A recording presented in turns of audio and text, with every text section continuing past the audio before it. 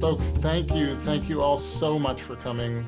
My name is Jonathan Miller. I'm on the advisory board of Ithaca City of Asylum in Ithaca, and I'm also co-director of Story House Ithaca, and both those organizations are sponsoring this or organizing this event today. It is the first of a series of discussions with international writers on how, in this time of misinformation and disinformation and hyperinformation and propaganda, literature might tell the truth, maybe more powerfully than other forms of communication.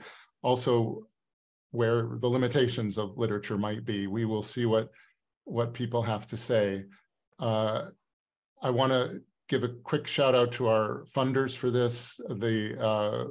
We received some funding from the Community Arts Partnership of Tompkins County, which is our local arts council. They redistribute money from the New York State Council on the Arts, NYSCA, thanks to them too. And they in turn are redistributing money from the federal government, and thanks to the federal government as well.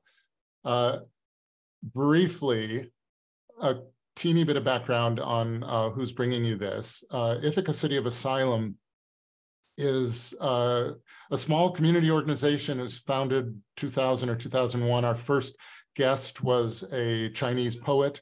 We've had 8 endangered, threatened, persecuted writers and artists stay with us for at least 2 years since then. Our current person, ironically, is a Russian novelist who's here.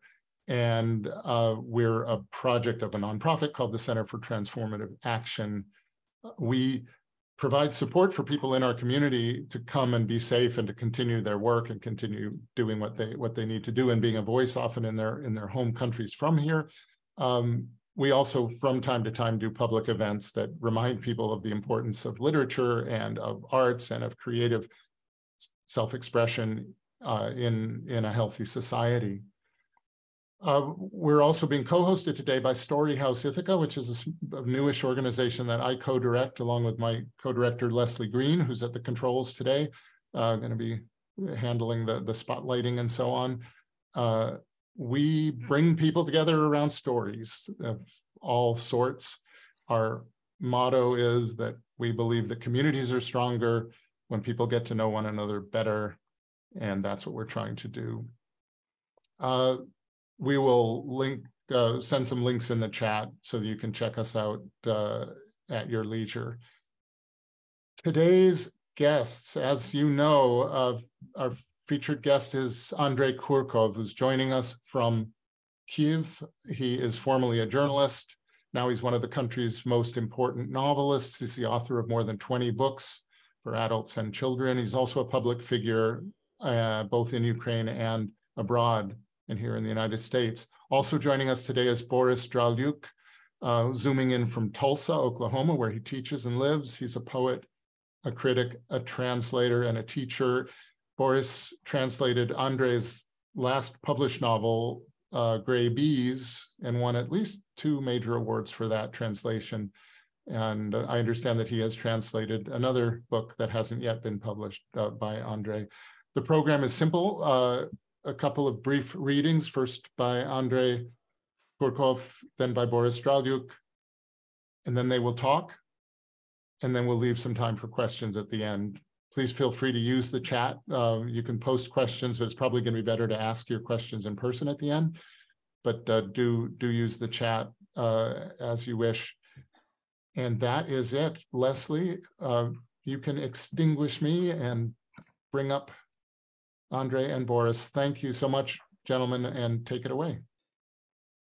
So should we start with a little reading, Andrey? I know that you've prepared a text from actually your latest publication in English, which is A Diary of the Invasion. Maybe we'll start Yes, there. I prepared a couple of pages. But first, maybe I want to make a small announcement, because for 17 months, I was writing only diaries and articles and essays, and I was trying to get back to continuing the novel, which was interrupted by the all-out invasion on 24th of February last year. And 5 days ago, I managed to get back to the novel. So I have a very mixed feelings. I'm extremely happy that I am doing now both. I'm continuing with the articles and diaries, but I also continue now with the novel, which was just frozen for 18 months.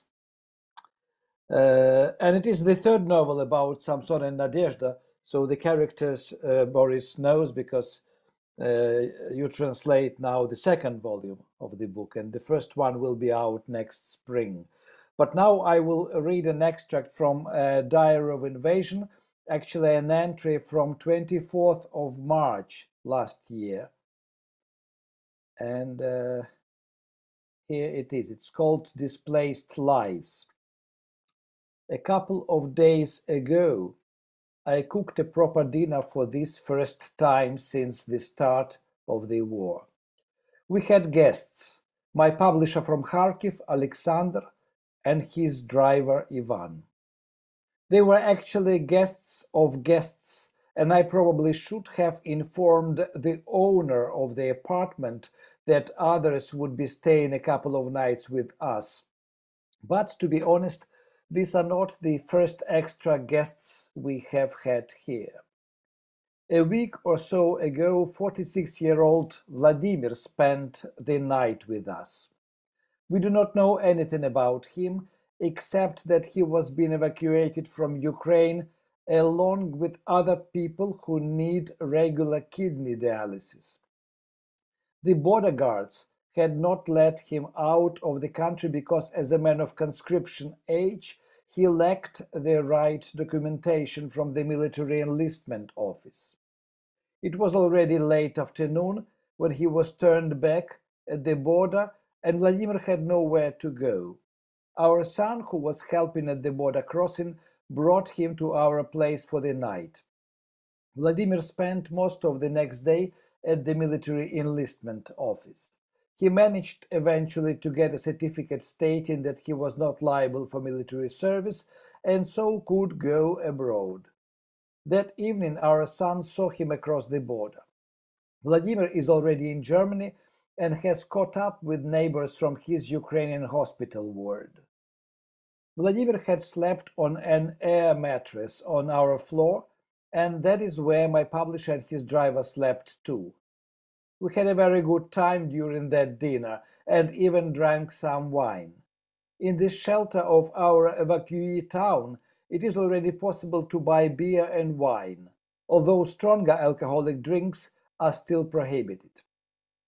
In my publisher's shelter village, you cannot buy any kind of alcohol at all. It seems each region has its own rules on this sort of thing. We sat around the small kitchen table talking until 1 in the morning. From time to time, Alexander called his wife. She is almost 1,200 kilometers away in Dnipro, looking after her elderly parents. It is still relatively safe there, but it would be difficult for them to leave Dnipro if it did become unsafe. Their sons and their sons' families are in other cities, scattered across the country like dandelion seeds. Our family has also been torn apart. There are just 3 of us now, me, my wife, and our older son. We continue to keep in touch with the rest of our family. It was still daylight when my publisher called his friend who lives in the most dangerous district of Kharkiv, where every third building has already been damaged or destroyed. The telephone connection was not very good. Alexander's friend went out onto his balcony to try and get a better connection, and immediately Alexander could hear on the telephone the sounds of distant cannonade of artillery fire. "Yes," said the friend in Kharkiv, "the shelling goes on continuously, and yet there are still children playing in the yard." We called our friends in Kyiv and in Ivano-Frankivsk. "How are you?" Sounds like a stupid question, but you have to ask it.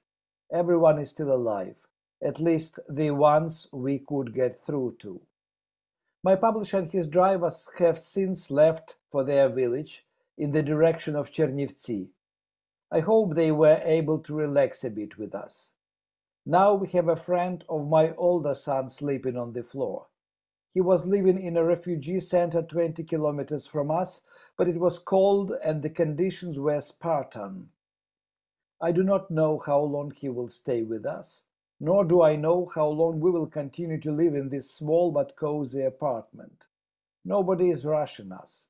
Our hostess, who now lives with her daughter, has not once asked us how long we intend to stay.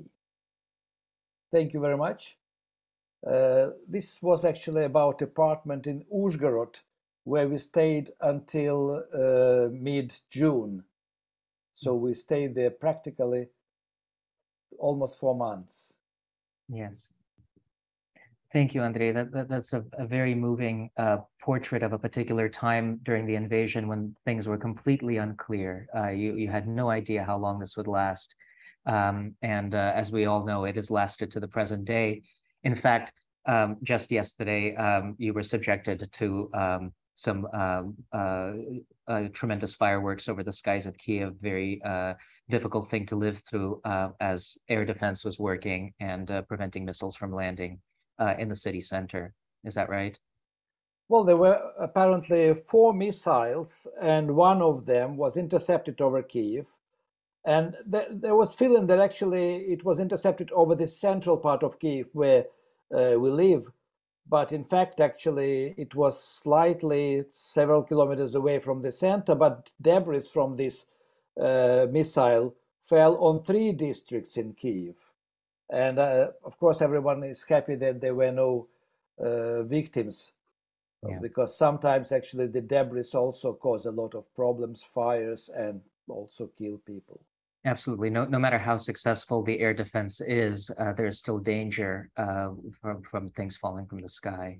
Yeah. I wanted to read something from a work in progress. It's very rare that I get a chance to read something that hasn't yet been published, but as Andrey noted, he is currently returning to a project that I think we both hope will go on and on and on in peaceful times into volume 7, volume 8, volume 9. It's a series of detective stories centering on a very unlikely accidental detective, a young man, a perfect innocent, kind of like a Candide named Samson, who through one mishap after another, one tragedy after another, ends up working for the Soviet police in Kyiv in 1919. During a year that was nothing but tumult. There were 6 or 7 administrations in Ukraine throughout this year, people taking power, ceding power, taking power, and ceding power. And Samson is our way of reacting to these changes that Andrey has brought back into the present moment. So we're stuck with Samson as our view of this other tumultuous period in Kyiv's history, while, as we know, Kyiv is undergoing turmoil in the present moment. Now, I want to read to you something that I thought I was very lucky to come upon, which is a poem. Now, with Andrey, I usually translate prose, but in this case, Samson, wandering through the market, overhears a market singer, basically a busker, singing a ballad that he has just composed about an incident that Samson witnessed a few days earlier. A few days earlier, Samson, walking to work, witnessed a cab, a horse-drawn cab, slam into the side of a tram, pushing the tram over, causing many casualties. And a few days later, he's walking through the market and he hears this incident retold in the form of a ballad. So I'll read just the opening of this ballad. Vanya came to the stable that morning and harnessed his horse to his cart. Then he took him a big swig of vodka, hoping to get a good start. The life of our cabbies ain't easy. They drive in the snow and the rain to make just a few measly rubles. I tell you, it ain't worth the pain. Day before, late in the evening, leaving his labors behind, Vanya brawled with a pal over nothing, tanning that poor fella's hide. All that night his pal couldn't sleep. Thoughts of vengeance ate at his heart. He was tossin' and turnin' and itchin' to tear Vanya apart. So he snuck right into the stable to feed henbane to his horse. The creature sleepily chewed it, the poison running its course. Vanya came to the stable that morning and harnessed his horse to his cart. Then he took him a big swig of vodka, hoping to get a good start. Now, bad things happen, of course, for Vanya. We know that because we've already witnessed this event. And Samson can't forget this song. It haunts him. A few days later, he's up at night. He can't sleep. He goes to the room of his betrothed, and she calms him down, telling him, don't worry about this song. You have other things to worry about. And besides, if you wanted the facts, you should go to the newspapers. You find the facts in the newspapers, not in some poet's work. And this is Samson's conclusion as he drifts off. Nadezhda's gentle, velvety voice began to lull Samson to sleep. Drifting off, he realized that she was right. Songs weren't newspapers. They weren't proof. A song was merely a shout, a cry from the soul meant to evoke feelings in other souls. So I'll end it there, but I think it's a perfect introduction to the core topic of this day, which is the relationship between journalism and fiction or artistic writing. Andrey, I love that description of a song as a cry from the heart to evoke emotions in other hearts. I think that that doesn't just go for songs, it also applies to the fiction that you write. But before we talk about the fiction, maybe I could ask you about your experience as a journalist and your early encounters with journalism in the Soviet era. So what did journalism mean for you and your peers growing up in the Soviet Union? What associations did you have with the profession of journalism? What was your work in that field? Well, I wouldn't say that I worked seriously and long time as a journalist. I tried to get a job in Kyiv city newspaper. It was in 1983, probably 82, 83. And what was appealing for me that actually once you have this idea of a journalist, you don't need to sit in the office from 9 till 5. You can go around and look for stories. In reality, actually, it turned out to be a completely different thing. And I was given 5 assignments by the head editor to write 5 articles about 5 people who were quite nasty from my point of view, but I had to portray them as like heroes of the Soviet times. And this was my first experience, which was very negative. One of these heroes was a policeman, actually. A policeman, Uchastkovy, somebody who was responsible for several blocks of flats and who knew all the drunkards and petty criminals and who would harass some families because they were making a lot of noise or doing something wrong. And it was, now I think it was actually fun and useful to spend 2 hours with him drinking tea and trying to tell him how to talk nicely about himself. Because he couldn't speak normally. He didn't know what to say. He didn't like his job. But actually, after these 5 assignments, actually, I was rejected. I was not given this job, and I worked later for half a year as an editor of small newspaper published by the Kyiv Polytechnical University. And this was easy and more boring because I didn't meet anybody at all. Well, that brings up the question of, how truthful is journalism? Here you were trying to coach the subject of your profile to be more appealing. So incentivizing him to fictionalize his life. You were telling him that, he should really play up the good parts and drown out the bad parts.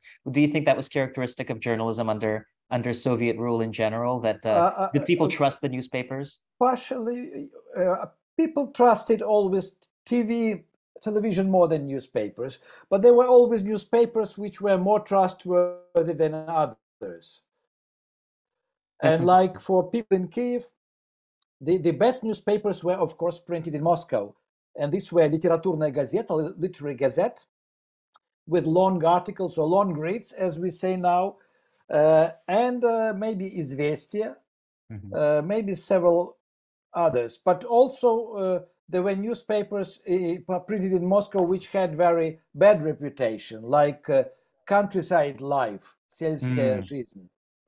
or through the trade union newspaper, the job or the work, Labor. etc. Yeah, but thinking from today back into the past, I think the smaller newspapers, which were not reliable, they were much more lively. Mm-hmm. In a way, they were more interested in how they worked. Mm-hmm. And actually, every small district in the Soviet time and some years after the collapse of the Soviet Union had its local newspaper. Mm-hmm. And it was run like a family business. So I mean, they would they would make heroes of their relatives and friends, and it had an impact actually on the social life, because based on these articles, the local governments would award somebody with bonus money or with a medal, and there was a lot of sort of falsifications, but they were not nasty. Yes. It was like mythologizing the Yes. life around you. But on a small scale with very practical ends, very practical Yes. goals. Now, but literature, as we understood it, meaning artistic literature, fiction, that was mythologizing on a much larger scale, and yet somehow I think it had more credibility in the Soviet era. More people believed what they read in what was called fiction a little bit more than what they believed, a little bit more than what they read in the newspapers. Could you talk a little bit about what drove people to believe in fiction as a source of some kind of greater truth? Or perhaps I'm wrong. Perhaps that wasn't the case. I just know that people hunted down things that they were not allowed to read. Well, I mean, like if we talk about perestroika and glasnost, 1985, 86, 87, when the topics of Gulag, for example, were first publicly discussed. So, of course, journalists were doing research and they were publishing articles, but people wanted to know more, to have more material. And that's why actually some writers started writing novels based or not based on the archives and real events. Like Дети Арбата, the children of Arbat, or I mean, there were probably about a dozen of novels about the Stalin's time, which were practically had the same purpose. They were demythologizing the Soviet reality of 1930s, 40s, and 50s. Mm-hmm. And these books were published with print runs of millions of copies. So all the Soviet middle class, sort of teachers, engineers, geologists, etc., they were crazy about these novels. And I mean, now all these novels are forgotten. Yes. But they changed the society because they changed the part of the society which was thinking, which was active, which was looking for answers to very difficult questions. That's right. And then after the collapse of the Soviet Union, there were very few barriers to entry in the publishing world, except for financial ones. Capitalism was itself a problem in terms of, publishing houses starting and stopping and accepting work. But if you wanted to publish and you were determined you could publish, what was the motivation for you as you were starting to write in the last years of the Soviet period and starting to publish it in the first years of independence? What was the motivation for you in writing novels? What did you think that novels could contribute to your readers that they could not get elsewhere? They could not get, let's say, in nonfiction. Well, I mean, I think my case is a bit untraditional because I was writing anti-Soviet satire, I would say, in the Soviet time, and that's why it was not published. And then after the collapse of the Soviet Union, nobody needed anti-Soviet satire, because actually the one of the other effects of the perestroika and glasnost was that the books which were previously banned or published only abroad, they were published in the Soviet Union in 1989, 1990, 91.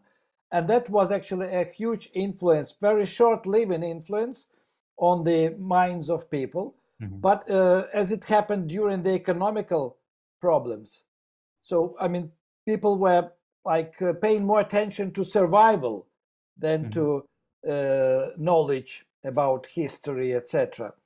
And tragically, after the collapse of the Soviet Union, we observed the collapse of interest to the previously banned literature, to the literature about Soviet past and Soviet Union.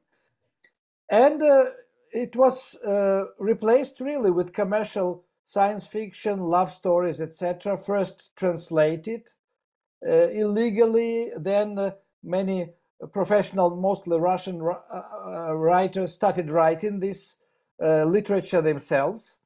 But I remember there was one more moment how this newly created publishing market destroyed a culture of jokes and anecdotes in the Soviet Union, because the very quick and I would say entrepreneurial people collected all the anti-Soviet and other jokes which were in circulation for 40, 50 years in the Soviet Union and published them in many volumes. And people also bought these jokes, and when you read joke which used to be oral, published, it dies. Yes. So, I mean, this publication killed the street humor. And the street humor in the Soviet Union was one of the best weapons against the reality. It was helping people to stay sane. And then, yes, and then, I mean, the post-Soviet countries became, I would say, ruins of publishing of books market. Yes. Ruins because it was easy to publish but difficult to sell. And then some happy bookshop owners who privatized their bookshops, they realized that they cannot survive, so they were selling in the same shops books and vodka, books and what do you call Shoes. it, plumbing equipment and things like this. And I know these people. I mean, sometimes you enter the bookshop you are used to, and first you see bicycles, and then something else, and then strange coffee, smuggled coffee from abroad, and then in the corner you see some books, but the shop is still called bookshop. Yes. So it doesn't happen anymore. So I mean, this is already also gone. But generally, I think today's market, although it is still underdeveloped book market, reminds the markets of Slovakia, not Poland. Poland is much more ahead, but Bulgaria, something like this. I understand, yes. Well, have you noticed? But also, I mean, talking about journalism, journalist is not a well-regarded profession anymore in Ukraine. In Russia, if you are sort of journalist involved in propaganda, everybody knows that you are extremely rich. You have a house in Venice, you have dacha in Nizza, etc. But if you are just ordinary journalist, you are looking for scandalous stories, for some kind of things that will attract actually not readers, but the advertisements. Yeah. Yes. And here we have a cult of bloggers now, and the bloggers don't want to be called journalists. That's what I like about it. it. That's interesting. That's very interesting. Yeah. Because I mean, journalist is something much lower. It's somebody employed by online newspaper or real newspaper, and blogger is independent, and he can tell you how many subscribers he has, and he's proud of his achievements, and he gets more money. So it seems to me that the credibility that journalists had, whatever credibility they had, has been slipping steadily since the Soviet era. That journalism isn't necessarily taken seriously by the masses, and newspapers really aren't regarded as the source of unvarnished truth. But there are some journalists who are doing very important work, especially under fire. frontline journalists, and you think that the ones who are trusted most are the bloggers, not the ones who are writing for the newspapers, but the ones who are posting things to their Telegram channels or posting things to their blogs. Yes, I mean, I know the journalists who are going to the front lines and who are writing. Actually, mostly they are foreign journalists in Ukraine. And in a way, I know many Ukrainians who, when they want to find objective information, they read foreign news. They read Reuters and BBC. They watch CNN, and they think that actually the news which are coming from Ukrainian journalists either censored or can be manipulated to sound better than the reality is. And so there is not much trust. I mean, there is sympathy, and probably, yes. I mean, there are journalists who are respected and considered trustworthy, yes. Yeah. But we don't have cult figures among Ukrainian journalists. Yes, and this is a bad sign. Yes, exactly. So, what in this space that is basically open, where there is no authority figure in the world of journalism, what role do fiction writers, poets now occupy in Ukraine? What service are they providing? If you could talk about a service, how are they filling people in on what is happening? What is the job of literature today? Well, I don't want to exaggerate the role of writers and poets. They have their audiences, and the audiences are not huge if you compare their audiences with bloggers' audiences. But they are playing the role of witnesses. I mean, like Victoria Amelina, who was killed recently in Kramatorsk. She died in the hospital 3 days after being wounded. I mean, she was traveling constantly to Donbass, to Kharkiv region, to Kherson region, to the front lines. And she was witnessing, she was writing about what she saw. She was talking mostly to women who survived occupation, who were suffering from sexual attacks by Russian occupants, etc. She was documenting the military crimes. She learned how to do it properly. This was actually her main job. She was not writing fiction. She had written some poetry, but I mean, the poems were very dramatic, and obviously she needed to write them to feel better, because she was overloaded with negative impressions. Yeah, and I mean, we have poets and writers who do the same, but I wish they had more audience and more attention from the general public, not from specialized public, from the intellectuals. I mean, because I mean, when we think about what writers are doing, we tend to believe that we have the whole world listening to us, which is never the fact. I mean, we have our audience. This audience is limited. This audience can create more audience when this or that person is following you and reading whatever you write. But what I want to say, that the biggest tragedy for Ukrainian literature is that because of this war, probably hundreds of books are not written and will not be written. So, I mean, the actual literature stopped now. I mean, I'm trying, I hope I will finish this novel, but only because I started it before. I could get back to it.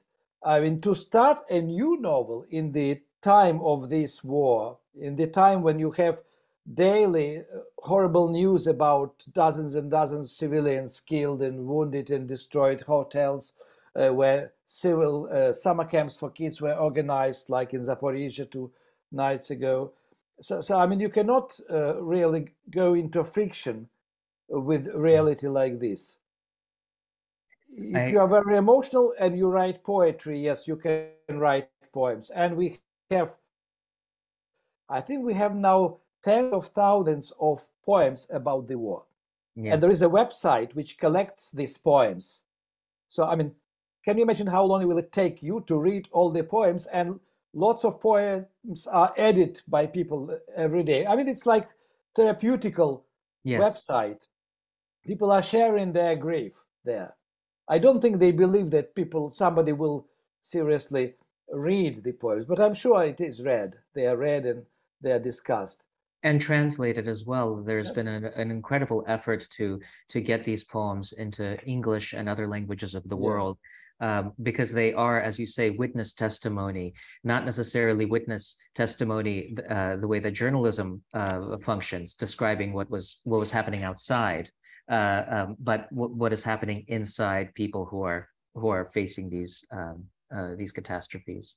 But one more strange thing is that because of the war, there is a huge influx of Ukrainian books now in foreign markets, book markets, being translated, and the books written before the war.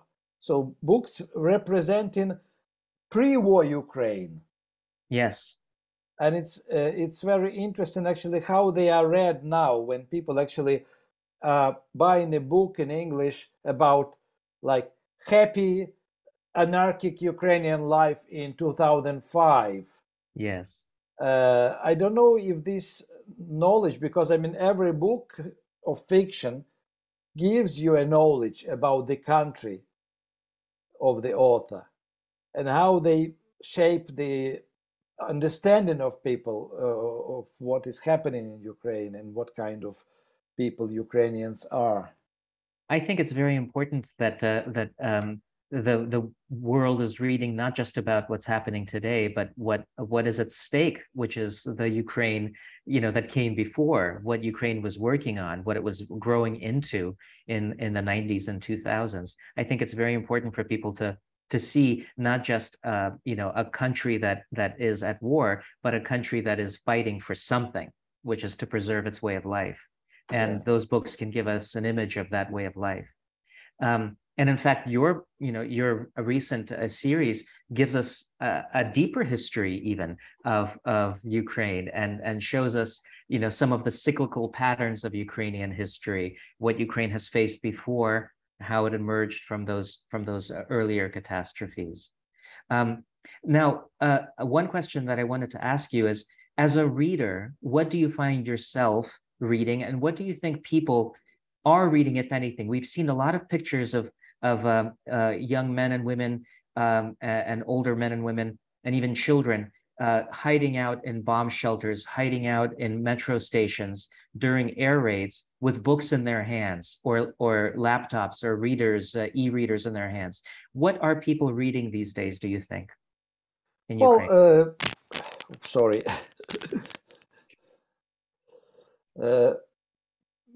The interest of Ukrainians has changed since the beginning of the all-out invasion.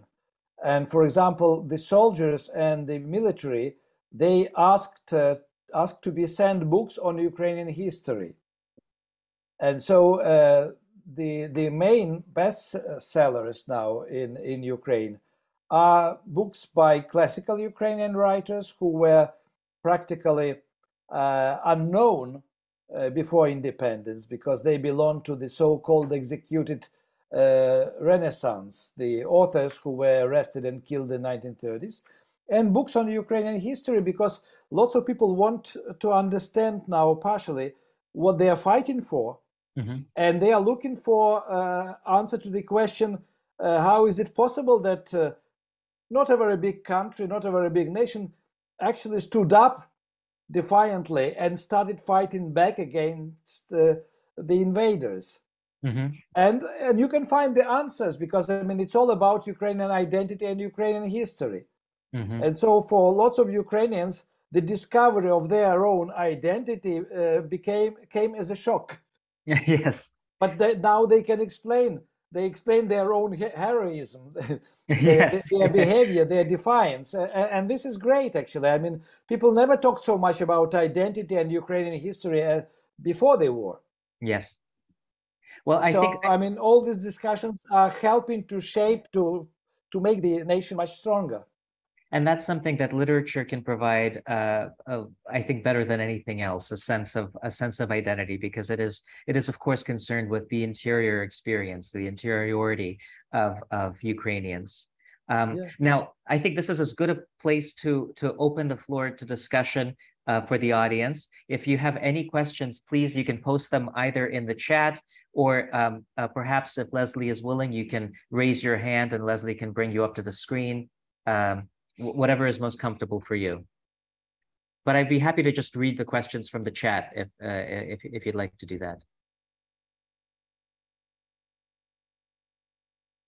And in the meantime, I'll ask Andrey, what is the last thing that that you read? What are you reading right now? I know you always read 10 things at a time, but is there anything memorable that you read recently? Well, in the evenings, actually, before going to bed, I'm rereading a book on Ukrainian history by Professor Sergei Plokhy. Oh, is it The Gates of Europe? No, it's another book. Unfortunately, I mean, it's upstairs, so okay. I don't want to run to find it. Yes, but it's a previous book before that. I see. Yeah.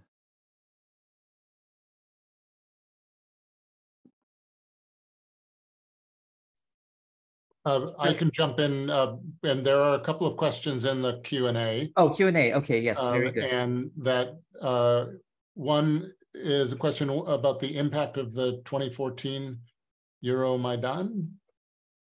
Is that I don't know what that is.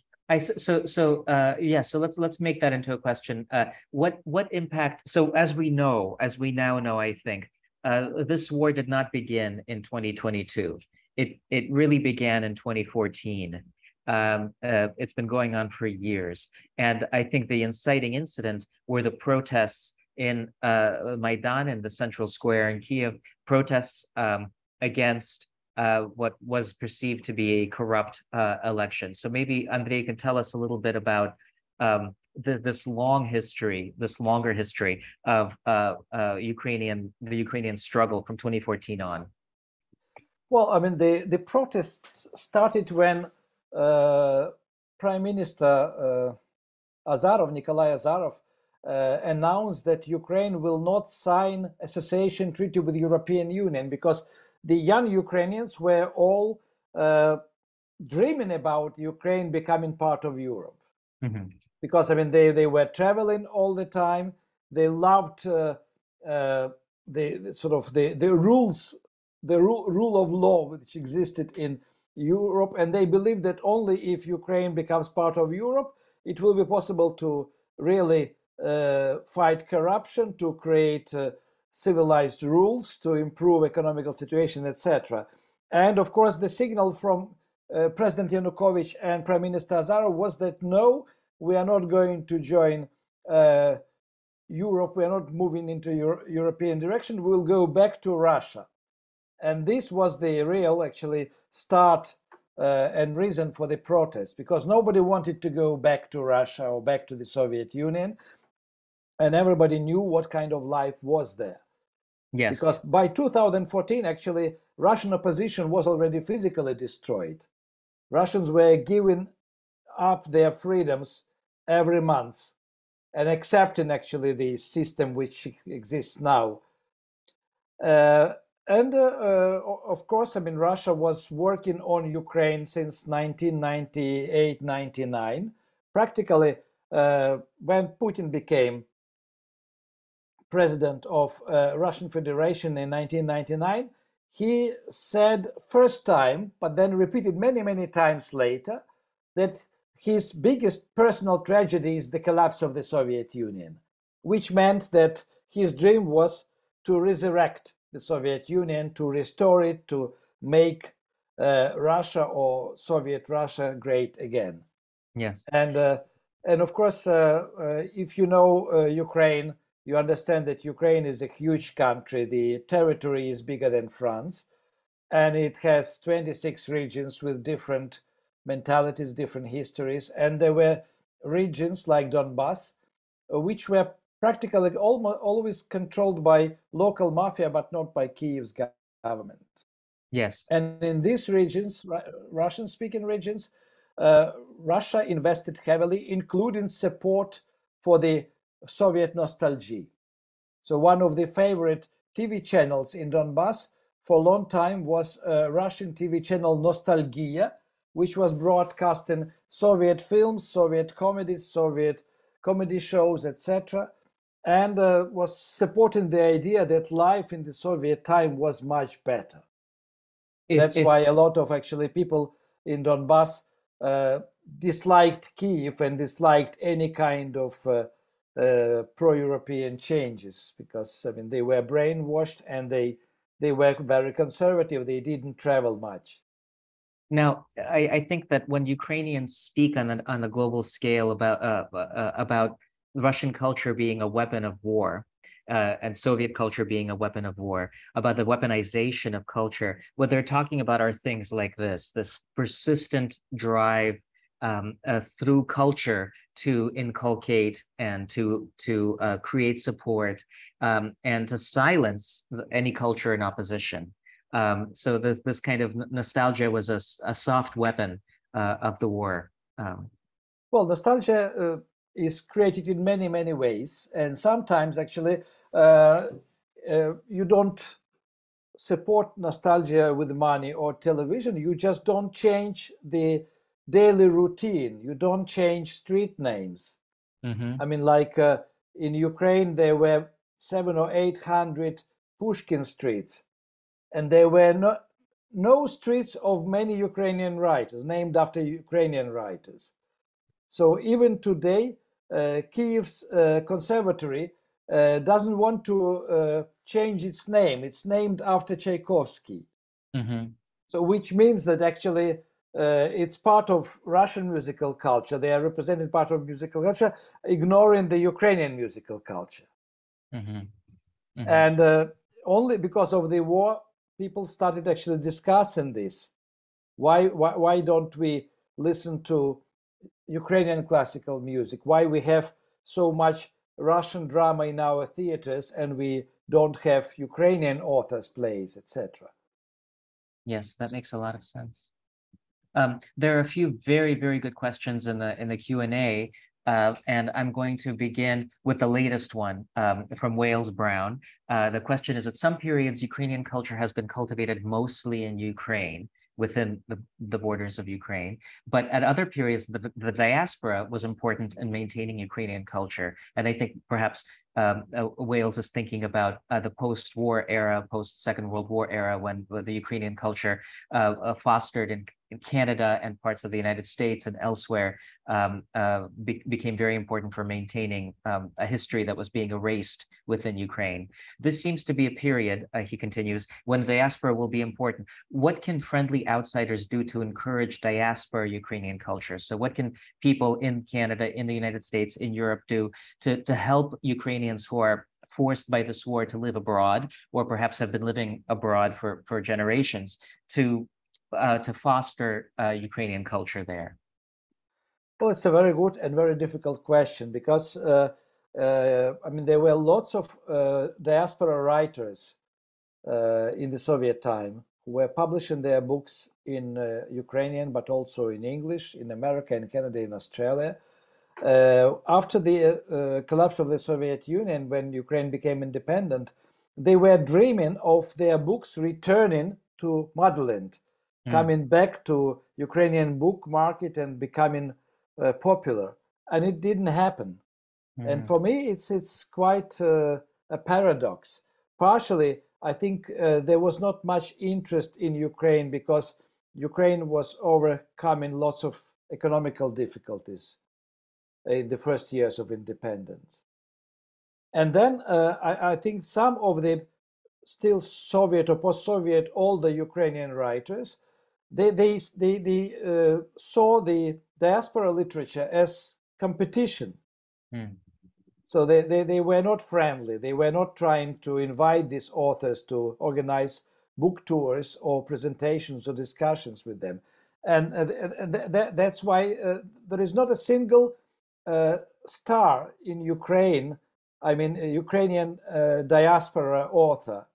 So, I mean, the most famous author Ukrainian author who lives in America, for example, is Vasyl Makhno, but he was born in the Soviet Union. He emigrated. I mean, he's from Kyiv, from Western Ukraine, and he is not considered diaspora. It's very interesting. He considered just a Ukrainian writer living abroad.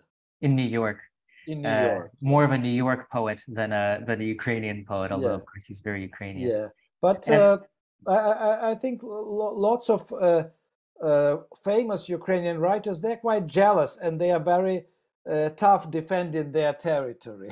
Yes, but there's also, I think, a deep question of identity. You know, people who were raised as absolutely proper Ukrainians in London or in Ottawa or in New York by parents who were extremely patriotic, think that they're as Ukrainian can be, but people who lived through the Soviet period in Ukraine and then the post-Soviet period have their own experience of what it means to be Ukrainian. So after the collapse of the Soviet Union, when these two strands met, they didn't really recognize each other entirely. Well, they were very different. Yeah. Very different. And unfortunately, there were lots of situations where the post-Soviet Ukrainians were mistreating diaspora Ukrainians and using the trust and sometimes even deceiving. Because, I mean, many diaspora organizations was ready to fund different publishing houses and different projects. And sometimes the money offered by diaspora were misused or stolen because there was still this tradition that from the Soviet times that you have to be foxy, you have to sort of to make your life comfortable, not thinking about the state or the country. I think that is changing dramatically. It is changing. I mean, we have now already I would say two new generations. Yes. Who have no Soviet experience, who have no problems with understanding what is moral, what is immoral. Exactly. Yes. And if anyone wants to have an artistic experience of this clash of cultures in the immediate post-Soviet era, I can recommend a novel by Yuri Androchovich, which is called Recreations. It's available in translation. It's a great picture of the chaos of Ukraine in the 1990s, early 2000s, and of what the diaspora thinks they are going to see when they come visit for the first time. Yeah. Yes. So very, very funny. There's another question. What impact has Timothy Snyder's lecture course at Yale delivered last fall, which he claimed was the only course in Ukrainian history given in the US? What has that had upon Ukrainians? The work of people like Snyder in general and Plochy and other specialists from the West. How has that impacted the war effort? How has that impacted Ukrainians? Well, Timothy Snyder, when actually he recorded these weapons, he provoked quite a heated discussion among Ukrainian intellectuals because, as you know, in Ukraine we have two types of historians: professional objective historians and patriotic historians. Mm-hmm. So patriotic historians, they want to fortify the myths. They want to avoid mentioning not very nice pages of the Ukrainian history. And objective ones are trying to write about everything. And of course, I mean, they are fighting with each other all the time. Like Yaroslav Gritsak is attacked by Vyatrovich and by some others. And so patriotic historians immediately attacked Timothy Snyder. First of all, because they said he is simplifying Ukrainian history, and because he is not representing patriotic history. He is actually talking about real history. Mm-hmm. And this desire to censor what others should know about Ukrainians is, of course, is a dangerous thing, but it is a daily routine when you live in Ukraine and you read articles about Ukrainian history. Yes. But I'm very happy that actually lots of Ukrainian intellectuals started defending Timothy Snyder. And of course, I mean, his lectures were extremely important for international audience. So he is not attacked anymore. Yes. Or rather, he is not discussed anymore by people who attacked him before. Well, let's switch back to fiction from Timothy Snyder's nonfiction. Padma asks, I'm curious to hear more about how the current situation is finding its way into Mr. Kurkov's novel in progress, or whether he suspects the notes and diaries he is writing will have more relevance for his fiction in future. Well, I mean, I think if since I'm writing about 1919, the time of the Civil War, which lasted 4 years in Ukraine, and in which 6 big armies took part and lots of small gangs and groups. So I'm slightly remote from today's situation, although not entirely, because it's, I mean, what was happening in 1919, in a way is very similar to what was happening last year. Not only because the Russian army attacked Kyiv from northeastern part, from the same direction Red Army attacked Kyiv in 1918. Not because in October last year, actually, Russians shelled the same streets in Kyiv, which were shelled by General Muravyov in 1918, and actually damaged the same buildings. But because the idea is the same, Putin wants to reintegrate Ukraine into the Russian Empire. And this was the plan, actually, of the communists and Bolsheviks in 1918, and they managed to accomplish it in 1921.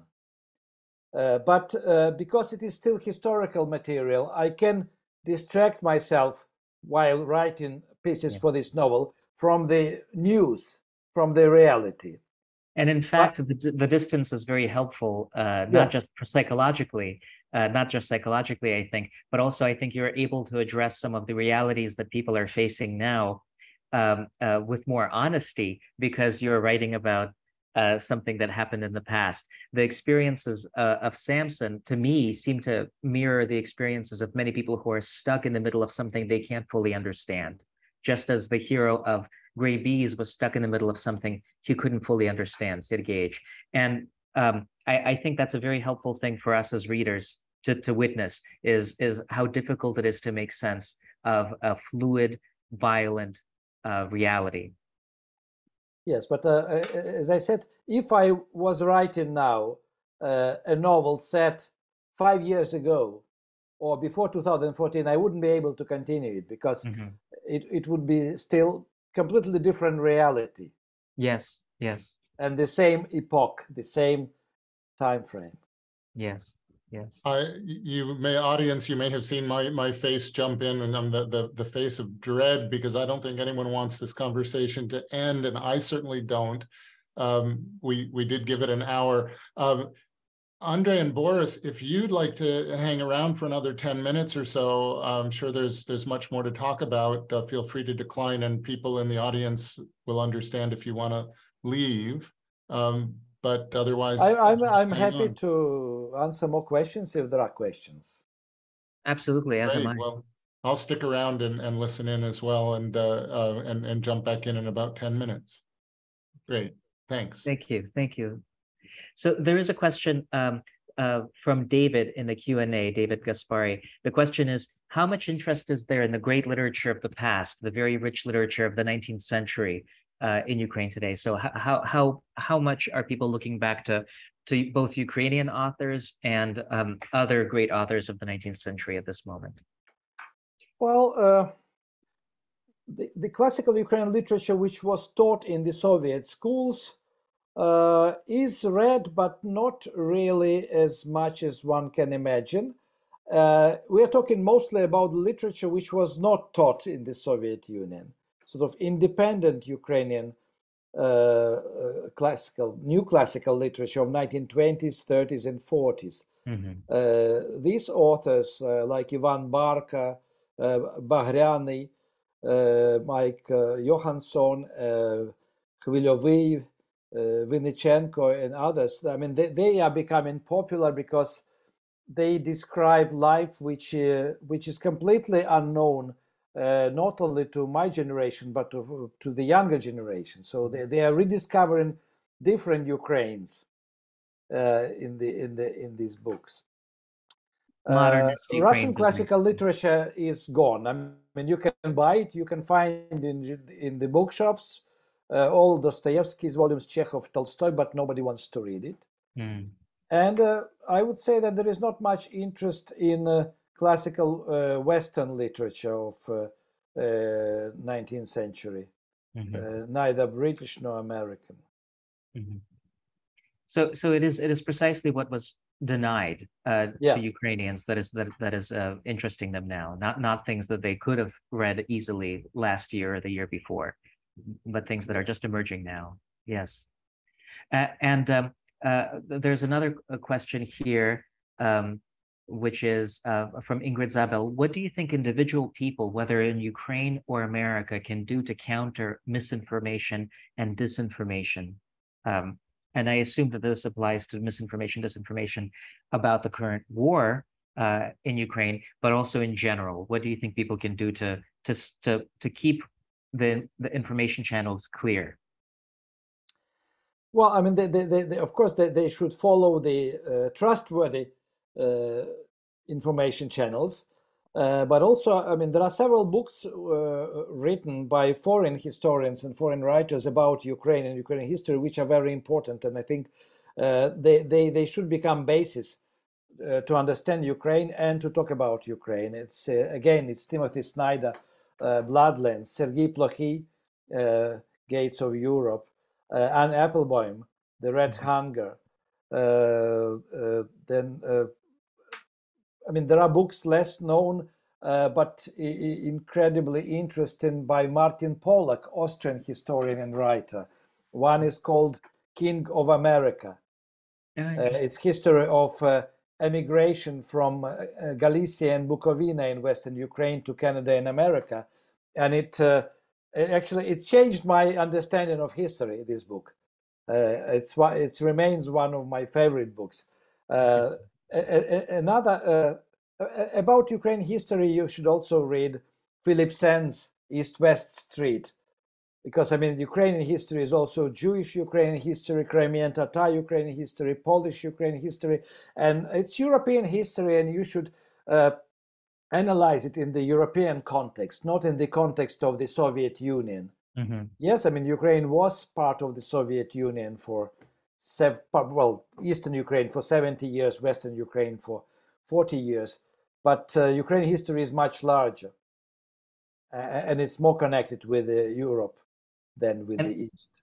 And that brings up an interesting and I think a very difficult question to answer, which is the role of Ukrainian ethnic identity, but also Ukraine as a multi-ethnic modern state. It includes Tatar culture, it includes Jewish culture, it includes Polish culture, and of course it includes also Russian-speaking culture, although the future of that culture is in question.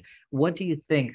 It's very hard to predict, but what is your sense of the identity that's being formed by this war, and how it will take account of all of these different components of Ukrainian identity, this broader Ukrainian identity that isn't just purely ethnically Ukrainian? Well, actually, I mean, Ukrainian identity in the Soviet time was based on the ethnic origin. So if you were saying I'm Ukrainian in the Soviet Union, it meant that your parents were of Ukrainian origin, you spoke Ukrainian, etc. And only now people are starting to understand the notion of statehood and nation. And so now actually being Ukrainian doesn't mean to be ethnic Ukrainian. It means being attached to this land, to its history, to its culture. Also to be part of minor culture, which is included in the national Ukrainian culture, like Crimean Tatar culture, Moldovan, Gagauz, Bulgarian in Bessarabia, Gutsul in Carpathian Mountains. And I think more and more people understand that actually being Ukrainian is not about origin. It's about belonging to the country, being ready to defend it, to defend its interests, and actually knowing a lot about the past of this country, because identity is made of history, culture, and in some countries, language, in some countries, several languages. But for example, for Crimean Tatars, Crimean Tatar is mother tongue. History of Crimea is part of identity, but history of Ukraine, including history of Crimea, is larger identity, larger part of history. And that's another service, if we can still talk about service, that literature can provide, because it isn't just history that teaches us this, but it is the writing of these people, their fiction, their poetry, that gives us a sense of how much they do in fact belong to this state of Ukraine, that they represent a vital part of the puzzle that makes up a modern Ukraine. Sorry. No, I just want to say that Ukrainians will have to learn a lot yet after the war. They will have to rediscover Jewish culture, Armenian culture, Greek culture in Ukraine. Because I mean, like Ukrainian Black Sea and Azov Sea Greeks, I mean, we have writers who write in 2 languages of this minority. And they are not known, they are not included in national Ukrainian culture. Yes. I think the last question, maybe it'll be a light one. It's from Cheryl Barbosh. And the question is, what inspired you to write children's books? Can you cover some topics with animals for children that you wouldn't say in adult books?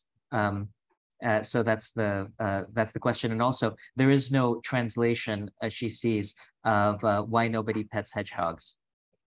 Well, there was English translation published in Sweden. I don't know, probably it sold out and there was not other print run, but I hope there will be.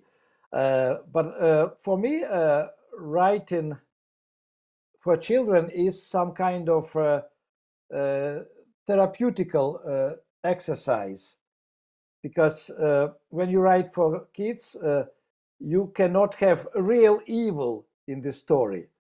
Even evil is so fake, or it can be turned into good.